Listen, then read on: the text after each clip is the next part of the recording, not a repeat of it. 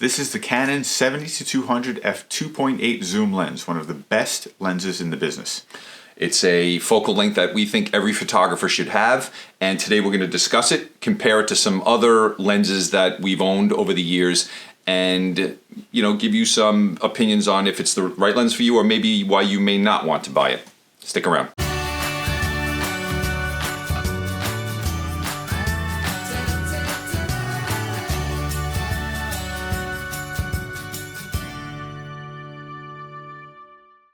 So I sat down to do a video on the 70-200 zoom lens, and I realized I don't have the 70-200 zoom lens. I lent it to Bill last week. Yes, I've been traveling with his lens, and I've enjoyed using it. It's been a great lens, and I love the 70-200 millimeter focal length. By the way, what do you think of the hipster hat? Is this a good look for me? You could make it work. This is the plight of bald men, trying to find a look. So this is what I'm going with today. So I figured we could do this video together because I've been using this lens for years and years. I love it. And I thought it'd be great to get a perspective of Bill, who is coming from Nikon, has used Nikon lenses, off-brand lenses in this range, to get his take on what he thinks of this. So I used this for a week, and I really like this lens. And this is my Tamron 70-200. The build quality and the performance of these lenses is very similar. I really enjoyed using both of them. The main difference with these two lenses is price. This one is about $1,000 less than this one. So that's a huge factor for a lot of people. So Eric's going to talk about this lens, how he uses it, why he likes it, and I'm going to tell you my thoughts after having had Nikon 70-200s, the Tamron, and using this for a week. So this lens, the 70-200, I use more than any of my other zoom lenses. I'm really a prime shooter. If I'm going to be shooting in this focal length, I want to use my Canon 135 2.0 prime. But every time I use this, when I'm done shooting with it, I'm always like, wow, it's a great lens. It really is. And then when I'm looking at the images afterwards on the computer, it really, really takes fantastic shots. It's a great focal length. It's great for, pretty much anything where you don't need to get up close with a wide angle. So I use it for sports. It's great for sports, to be able to vary the focal length. Things like parades, for wildlife it's great also, capturing details and things. And the 2.8 maximum aperture is great. It's nice and wide, it takes in a lot of light, and this has image stabilization, which is great. So I can shoot at 200 millimeters, I can shoot comfortably at 1/50th of a second, 1/20th of a second. I've even gotten shots with this at 1/4 of a second that were usable. So the image stabilization on this I find is really good. Something else about this focal length, if you put it on a crop sensor camera, like the T7i and the M50 and the crop sensors, now you're extending the focal length. Right. So it's even, you have more reach with it on those cameras. And with the mirrorless camera, what's great is you can use the adapter, the two different adapters, and you can use it at its native focal length, which is 70-200, or it becomes like a 120 to 350, something like that. Yeah, you can vary it up. So yeah, it's very versatile. I love it for that stuff.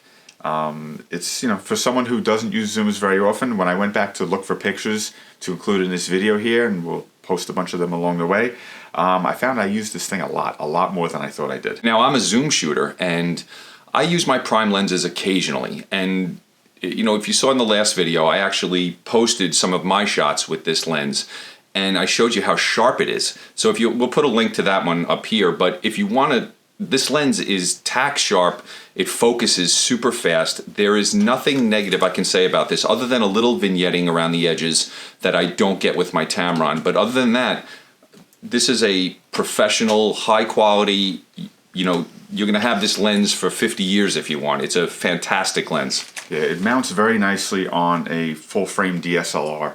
It fits great. It doesn't feel too heavy even when you're only holding the grip. It's a little better when you hold it like this.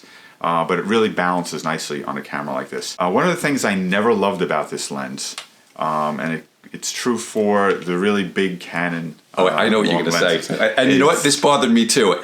Go ahead. That's what I want to ask you, is the fact that it's white. Yes, I could not stand that. I feel like look at my big camera. Right. I just feel like it really stands out, and it really attracts attention to yourself, and it's, you kind of want to, as a photographer, a lot of times just kind of fly under the radar. Especially when you're traveling. Like I was away, and I didn't feel comfortable walking around with this on some of the Caribbean islands, and not that I was gonna. It just. I don't know. It just seems like I was out of place. Like you're there. Like most people don't carry cameras like that, and then to add the white lens to it, it even looks more professional. And it's just something that someone's traveling maybe wouldn't have this. So you never. It's like a surveillance lens almost. Right. So that's the one thing I don't like about using it. But I love the focal length. I love the images I get with this. I love the 2.8 aperture, and I love the image stabilization. But compared to using it with like your Tamron 70-200, performance-wise, how do you find it?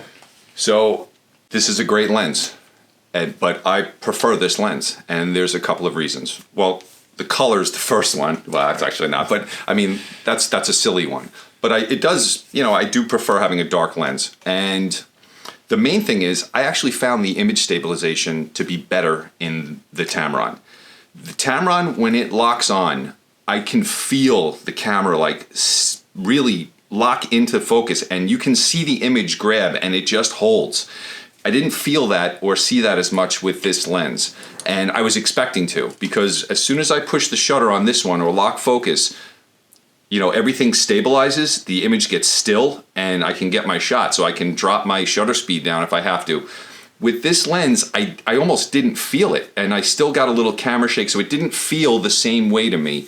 Know, that doesn't mean it's not working inside the lens, but I can see the stabilization happening when I shoot with this lens, and I know the images are always sharp with this, and this one actually vignettes less than that one. They're about the same weight, they're about the same length. The hoods are ridiculously long, so they're big. But other than that, they are very similar, and the cost is really where you're going to have to make this decision. Yeah, there's a big difference in cost. This is actually the Mark II version of this lens, which you can probably get brand new for like $1,800 now. Used, you can get it cheaper than that. The new lens, the version 3, is like $2,200 or $2,400. It's really expensive. Mine too is old. This is the older version. They now have the G2 version of this, which I'm not sure, but I think it's in that $1,200-$1,300 range. Right. I'm not 100% sure, but I don't know that you're going to see a big of enough difference, to warrant the price change. You're better off getting, 2 off-brand lenses for the price of one, basically. So why did you get this one then? Because at the time that I got it, which was several years ago now, the Mark II had just come out, so it's many years ago now. This was really the best in the business as far as this zoom focal length, the 70-200. Other brands have caught up. This is a really good Tamron lens. Sigma just came out with a lens, the 70-200 2.8, which I think is going to give a lens like this a run for its money. I did a review on this. I actually bought 2 different versions of the Nikon lens before I bought this one. And I used both of them, and I used this one, and I was comparing them, and I couldn't justify the price difference for Nikon. So I don't know if the Canon version would work the same. I don't know if there's any reason, like if this works better on a Canon camera. I'm not sure about those things, but I had no issues with it mounting to the M50 with the adapter, so it worked perfectly on there. And I didn't use a third-party lens on this camera other than my Tokina and my Tamron 17-50, I think it's 17-50.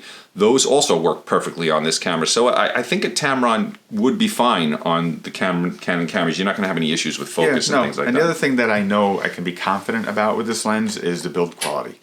The weather sealing, I've shot with this thing in the pouring rain. I use it on the beach, in salt water. I've dropped this thing it's fallen down numerous times. The front ring isn't exactly 100% round anymore. It's a little tough getting filters on there. But I've dropped this thing many times. It still works basically like the day it was new. Well, this is weather sealed also. I just wanted to check because I didn't know, but this is also. So. Yeah, so check when you're getting a lens like this, especially something that you're going to be using in all different situations. You want something that's definitely going to be durable and it's going to last because, especially if you're out hiking or things like that, it's going to get beat up a lot. So you want, the cost is a little bit more for, that lens or this lens, but you definitely want the durability.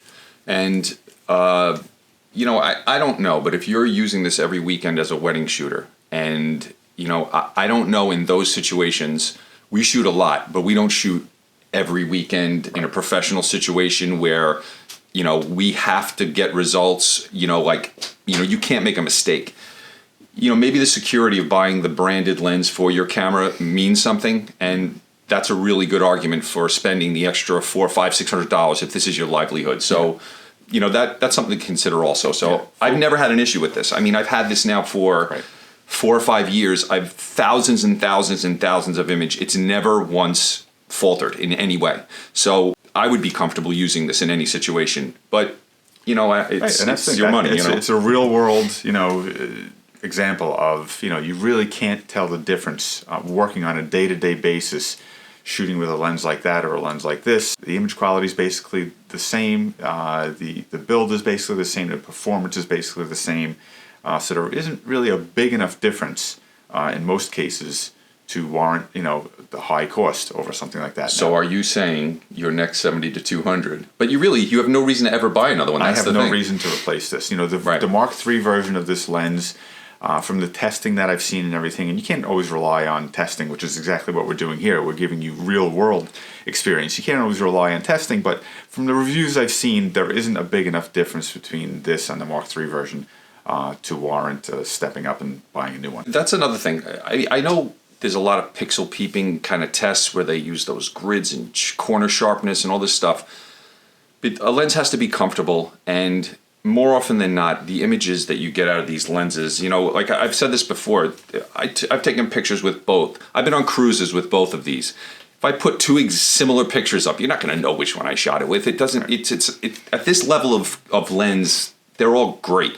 You know, so it really comes down to a decision of money, and if there's some reason or some little feature that you think you need on this. There is something on this one that this one doesn't do. What is that focusing switch for? There's a switch on the side here. You have your switches for your stabilizer on or off, your stabilizer mode, so there's a panning mode in stabilizing. Ordinarily, when the image stabilization is on, it basically stabilizes it in all directions. When you have the panning mode on, it stabilizes it in the up-down direction, so you can pan back and forth. And it's not going to try to correct that.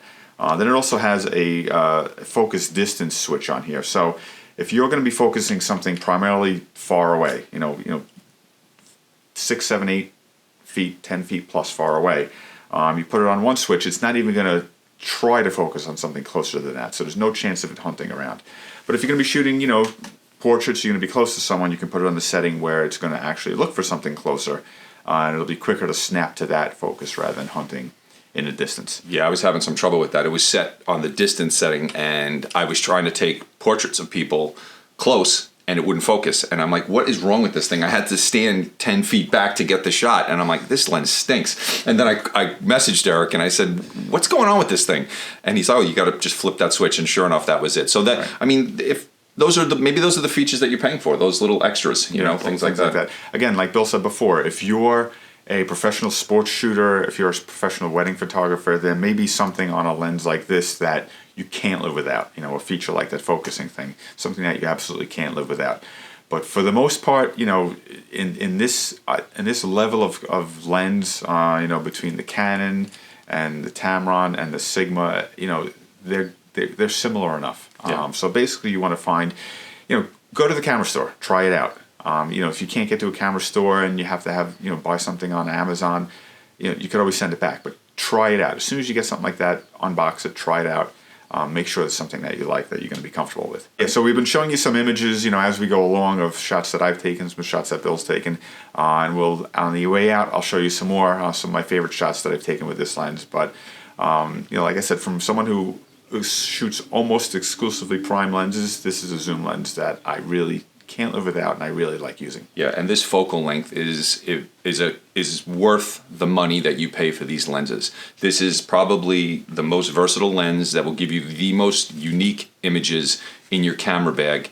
And over the years, I've used this for everything in situations maybe where you wouldn't think you would use a lens like this, but it's just wide enough that you can kind of include some of the background and the landscapes in, but you can zoom in super tight. And one of the reasons I love it so much is if you're taking a portrait of someone, a family member, or you're working and you're taking maybe family portraits, or you're shooting a wedding, you can quickly zoom in tight on someone and then pull back out and get a full body shot without moving. You can do it in a split second, and that's the value of a zoom lens like this, and it's a fantastic focal length for that. So check it out. If you have any comments, please leave them down below. We'd love to hear if you have a lens like this or a 70-200 of another kind. Let us know what you think of that. Put them in the comments down below. If you like this video, I hope you do, please give it a thumbs up and subscribe to the channel. This way you can see anytime we post stuff like this. Click on that little notification bell, this way you get notified every time we do. Okay, we'll see you in the next one.